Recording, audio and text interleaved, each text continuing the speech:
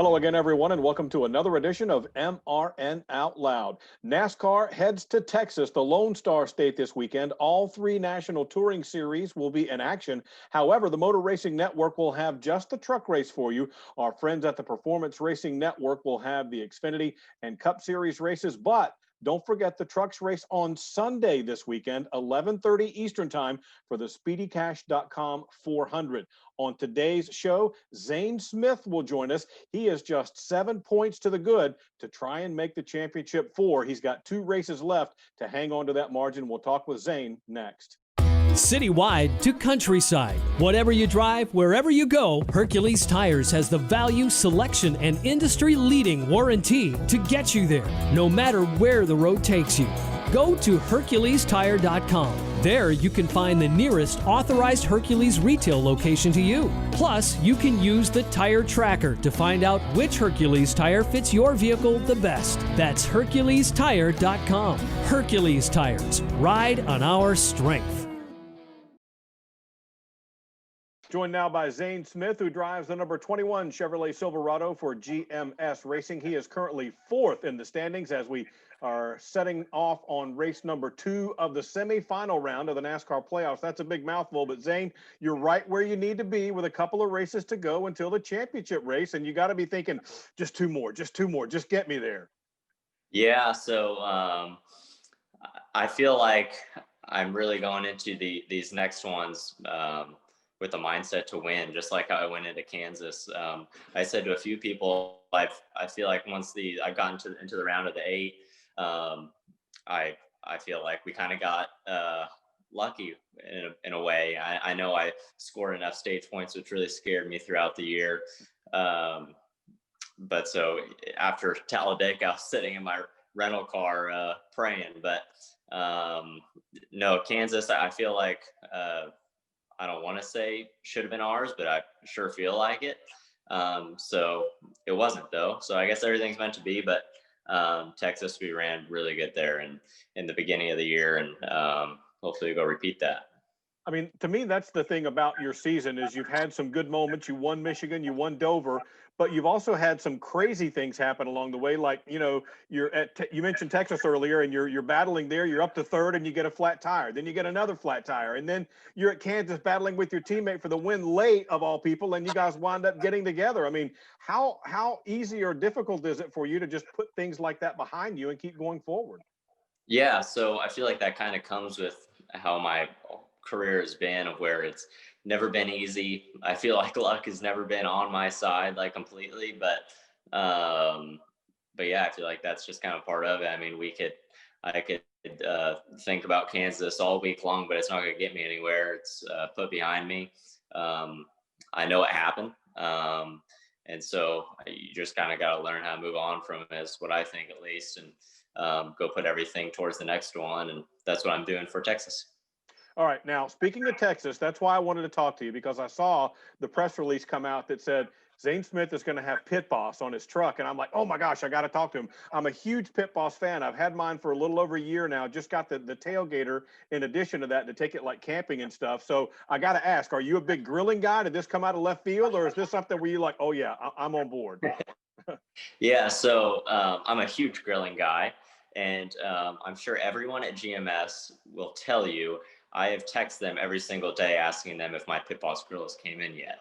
So it's not here yet, so I haven't actually used one.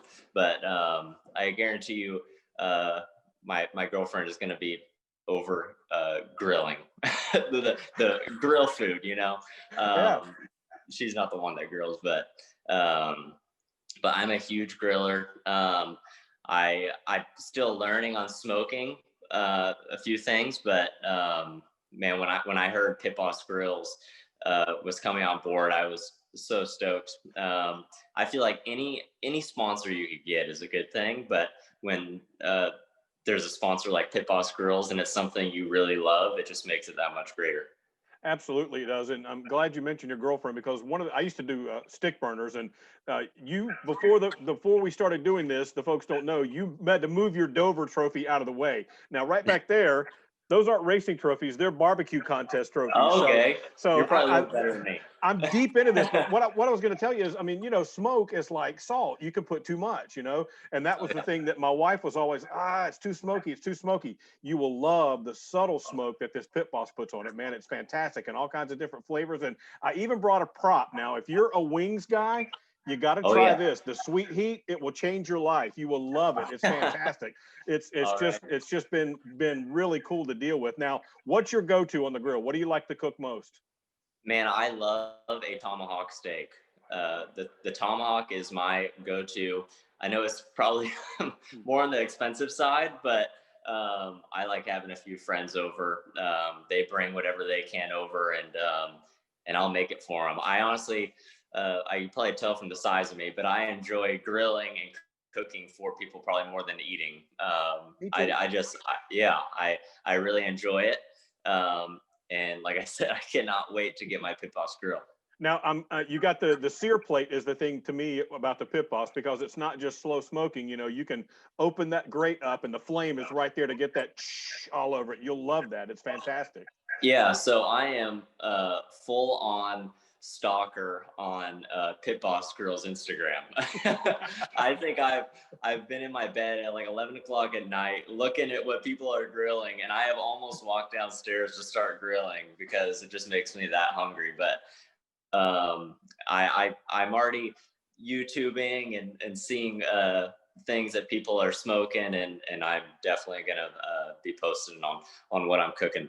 Oh man, I did the same thing before I got mine. I was looking at how people were doing it, what they were doing, and all that stuff. I'm just as much of a geek about it as you are. All right, enough of our personal stuff. Let's talk a little bit about the racing coming up at Texas. We mentioned last time you were running right up there. It seems like the bigger tracks have been good to you this season.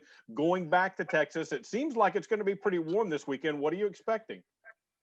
I'm expecting the same thing. We're bringing our Michigan truck. So obviously Michigan went pretty well for us, but I don't know. That was my first time at Texas earlier this year, and so obviously we had no practice. So now I have a few laps under my belt and a little Texas experience. So I think expecting a little bit better, but yeah, we were really, really good. I remember me and Kyle were really fast in the beginning, and then obviously kind of the story of my year at times with races where when it rains it pours. I remember we were third, got a flat right rear, and I caught it in time right around the time where we need to start pitting under green, and I caught it in 3 and 4. And so I thought it might have been like a blessing in disguise, because I was slowed down enough to get onto pit road, but then it was just something with the right rear that was pushing in, and I mean barely touching it. So the next time I wasn't so lucky. I blew it into getting into one, and got in the fence a little bit, and it wasn't enough for a caution to come out. And then like I said, when it rains it pours, but we showed speed, scored good stage points, and so hopefully we just do the same, except go win it this time. Well, it sounds like you're not a guy who's all into the math. I mean, you're 7 points to the good, but it sounds like you're of the theory, just win and that takes care of everything.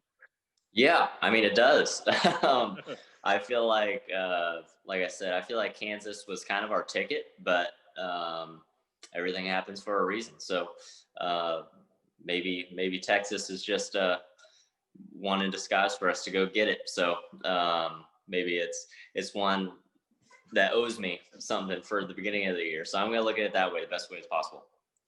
Win, lose, or draw at Texas, you're still headed to Martinsville. What are you thinking there? Because that's a completely different beast. Yeah, so never been to Martinsville, but watched it. Huh? In anything? Nothing. Oh, nothing. Wow. The Chevy simulator.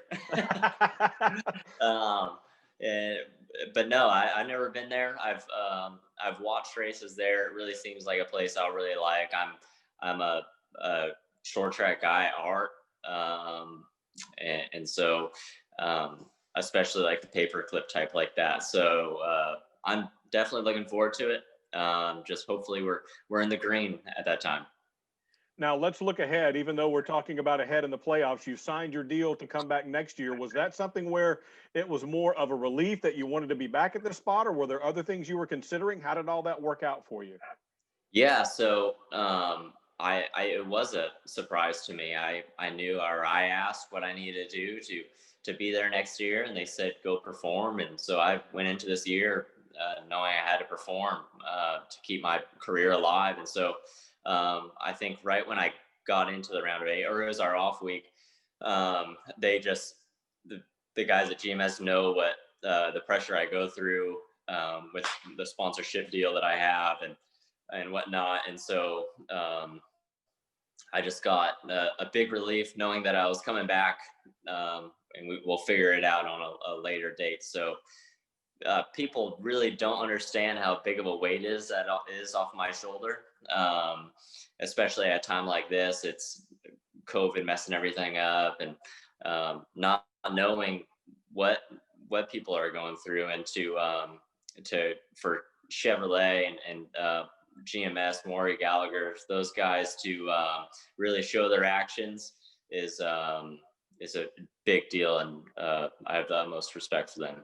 It's fantastic. Now, I caught you at a time where you were working on something that just blew my mind. I would have figured a young guy like you, a race car driver, would have something, real sporty and out there, but you got a Beetle, a Volkswagen Beetle? Really? Tell me about that. Yeah, so I guess a little backstory. I got off the phone with my PR girl, and I got told we were going through times of what to do this phone call at, and so I thought we were talking about tomorrow. And so she said, would 3 work? And I sent her a little thumbs up. I'm like, yeah, it's perfect. And so me, my girlfriend, my dogs went outside. And for the people that don't know, I got a 1967 Volkswagen Beetle.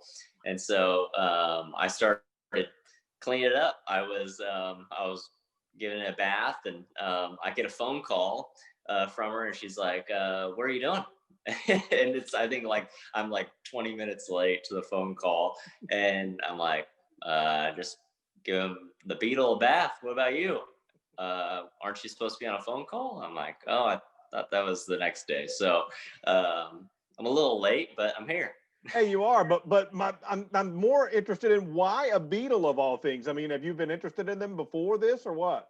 So originally I wanted a 1966 C10 is what I wanted, but they're a little bit out of my price range. But after I won Dover, I had a little bit of money I could spend. So I wanted a classic car, and so it's right around the year my parents were born, and I originally wanted a 66. That was the year my dad was born, but they both had Beetles when they were kids, and my dad especially, and my mom is a big Volkswagen fan. So I wanted something to remember them, and I'll always keep around one day. And they're fun cars to drive. They're like a little go-kart.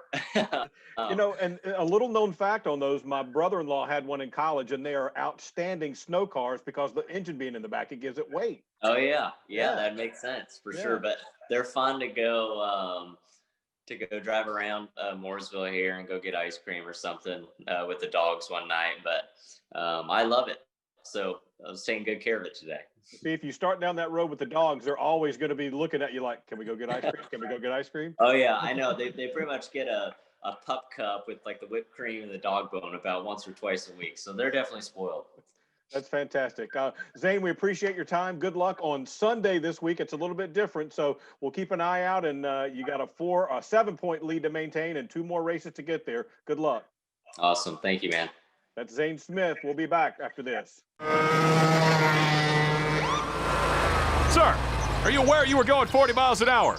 This is a residential area. Sure, but I'm on my lawnmower? Wait, am I getting a ticket? No, I've just never seen anyone top 9 miles an hour on one of those bad boys. And mow their entire lawn in 30 seconds? What got into you? Well, it did fuel up at Sunoco this morning. At Sunoco, we know how to fuel peak performance. We've been doing it for American racing for over 50 years. Fuel your best.